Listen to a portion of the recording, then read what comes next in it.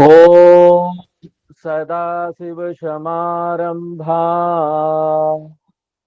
शङ्कराचार्यमध्यमा अस्मदाचार्यपर्यन्ताम् वन्दे गुरुपरम्पराम्।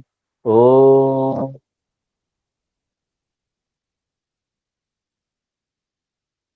श्लोक नंबर 9 और 10 पढ़ेंगे। उद्धरेदात्मनात्मानम् उद्धरेदात्मनात्मानम् मग्नं संसारवारिधौ मग्नं संसारवारिदौ योगारूढत्वमासाद्य योगारूढत्वमासाद्य सम्यग् दर्शननिष्ठया सम्यक् दर्शननिष्ठया सन्न्यस्य सर्वकर्माणि सन्न्यस्य सर्वकर्माणि भवबन्धविमुक्तये भवबन्धविमुक्तये यत् यतां पण्डितैर्धीरैः यत्यतां पण्डितैर्धीर्यैः आत्माभ्यास उपस्थितैः आत्माभ्यास उपस्थितैः मनुष्य जन्म की महानता के बारे में बात करने के बाद शंकराचार्य जी आत्मज्ञान के बारे में बता रहे हैं, आत्मज्ञान के साधन के बारे में बता रहे हैं। श्लोक नंबर 6 से जो श्लोक नंबर 13 तक जाएगा। आत्मज्ञान क्या है और उसको प्राप्त करने का साधन क्या है, क्या साधना हमको करना है। और यहां पर शंकराचार्य जी पॉइंट आउट करते हैं कि आत्मज्ञान ही एकमात्र साधन है मोक्ष प्राप्त करने का, और कोई भी साधन करेंगे तो वो आपको मोक्ष नहीं देगा। इसका अर्थ ये नहीं है कि बाकी जितनी भी साधनाएं हैं हमारे शास्त्र बताते हैं वो बेकार है। उनकी अपनी महत्ता है, उनका अपना यूज है, उपयोग है। किस लिए? ज्ञान योग्यता प्राप्त करने के लिए। हमको ज्ञान बोरिंग न लगे, अच्छा लगने लगे, हाँ? वो योग्यता मिल जाती है बाकी सब साधनाओं से। ज्ञान योग्यता सिद्धि प्राप्त हो जाती है, फिटनेस फॉर नॉलेज प्राप्त हो जाता, हम फिट हो जाते हैं नॉलेज प्राप्त करने के लिए। उसके लिए बहुत सारी साधनाएं हैं, उसमें विकल्प भी है, कोई भी चुन लीजिए जो आपको पसंद हो। ज्ञान योग्यता के लिए हम एक उदाहरण देते हैं कि यहां मंदिर है, मंदिर तक पहुंचने के लिए बहुत सारे मार्ग हैं, बहुत सारे मार्गों से आप मंदिर पहुंच सकते हैं। उसी प्रकार से बहुत सारी साधनाएं हैं जिससे आप ज्ञान योग्यता प्राप्त कर सकते हैं। लेकिन अगर मंदिर के गर्भगृह में जाना है तो उसके लिए एक ही दरवाजा है। मंदिर में घुसने के लिए 4 दरवाजा होगा, उनकी 4 दीवारी हो, चारों जो दीवार बना होगा 4 दरवाजा होगा। लेकिन जब मंदिर के अंदर गर्भगृह में जाते हैं तो किसी भी मंदिर में आपको ना एक ही दरवाजा मिलता है, एक दरवाजा से। उसी तरह ज्ञान प्राप्त करने के लिए कितने मार्ग हैं, मोक्ष प्राप्त करने के लिए कितने मार्ग हैं? एक, सिर्फ एक, और वो है ज्ञानम। और ये बताने के बाद शंकराचार्य जी ज्ञान प्राप्त करने के लिए क्या साधना है उसके बारे में चर्चा करने लगे हैं। हम ज्ञान कैसे प्राप्त कर सकते हैं, और वो बता रहे हैं कि सिर्फ एक ही तरीका है ज्ञान प्राप्त करने का, और वो है शास्त्र विचार, इंक्वायरी इनटू द स्क्रिप्चर। हमारे शास्त्रों के ऊपर हमको विचार करना है, क्योंकि आत्मा हम इंद्रियों से नहीं देख सकते, ब्रह्म को इंद्रियों से नहीं जान सकते, अनुभव से नहीं जान सकते, और यहां पर कोई डेटा भी उपलब्ध नहीं, कोई जानकारी नहीं है। साइंस भी इसको खोज नहीं सकता, साइंस के माध्यम से भी हम इसको नहीं देख सकते कि कोई हम एक्सपेरिमेंट कर ले और आत्मा को समझ ले। साइंस कोई चीज कैसे खोजता है? विज्ञान पहले डेटा कलेक्ट करता है, जानकारी इकट्ठा करता है, फिर उसका विश्लेषण करता है।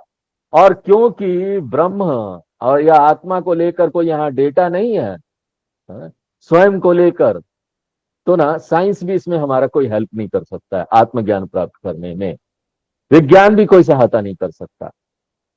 और जहां तक ध्यान का प्रश्न है, हम ना ध्यान को भी ज्ञान के साधन के रूप में स्वीकार नहीं करते, एकदम नहीं करते। ध्यान करने से हमारा सिर्फ मन शुद्ध होगा।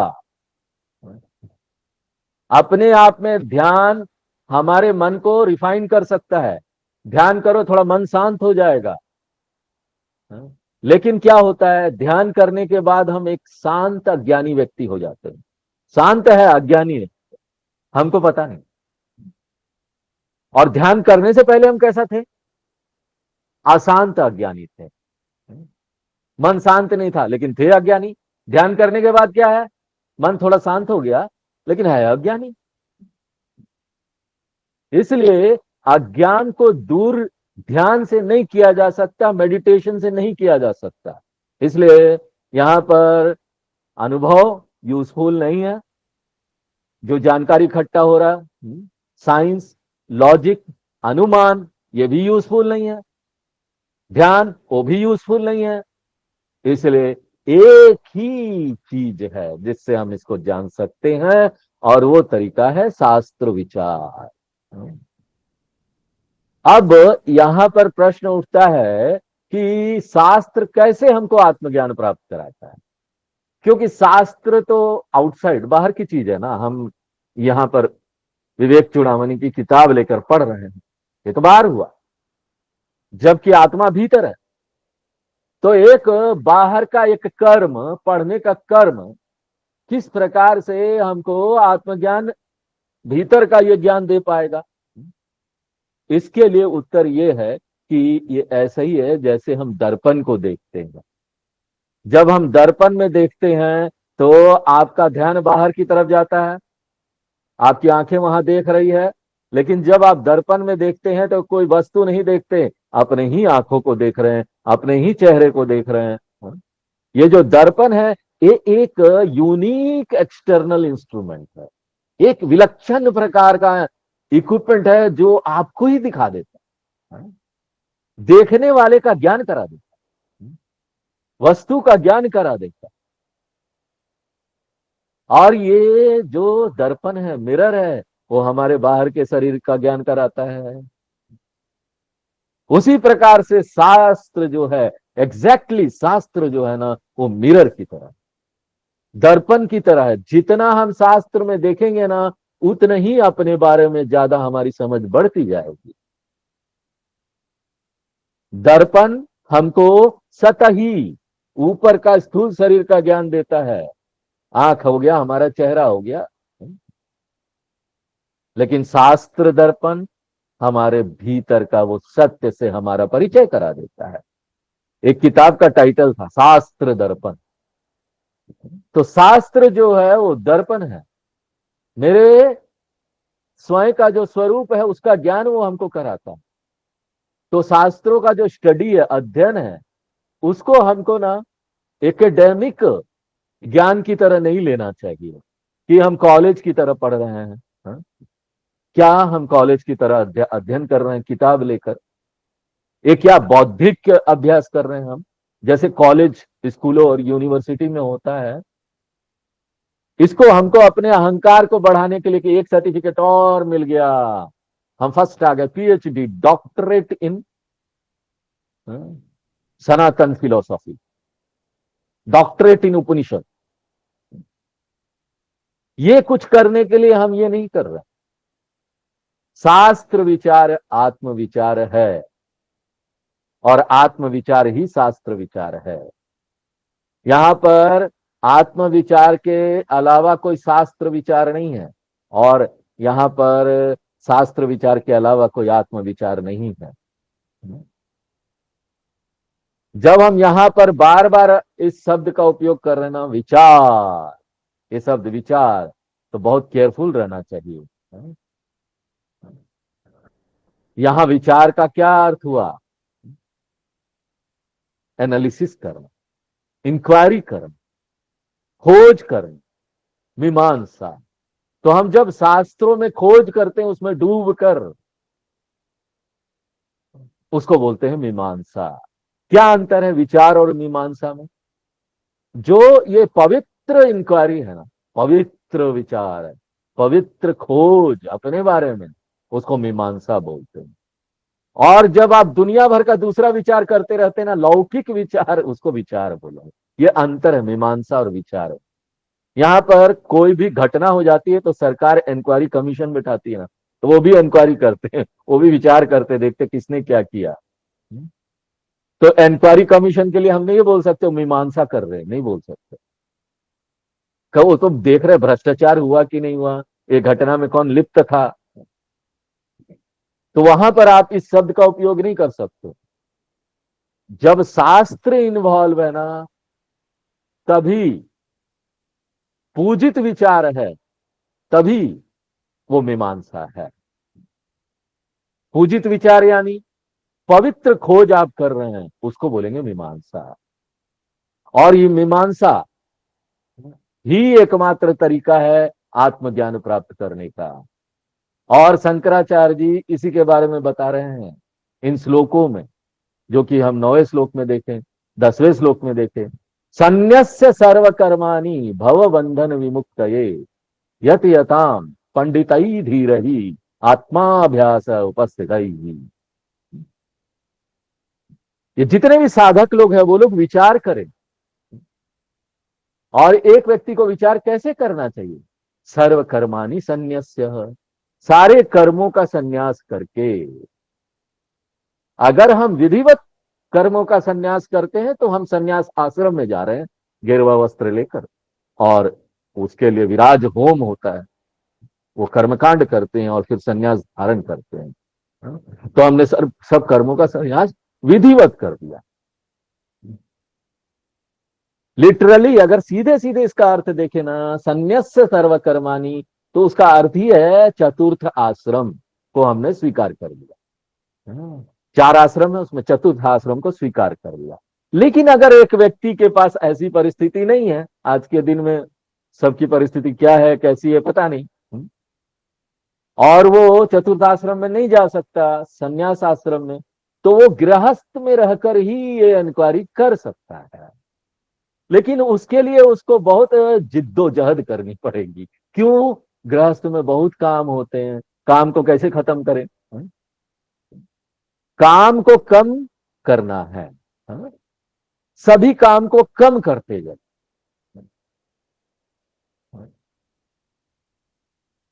और सबसे वैराग्य लाते जाइए, सभी चीजों से वैराग्य।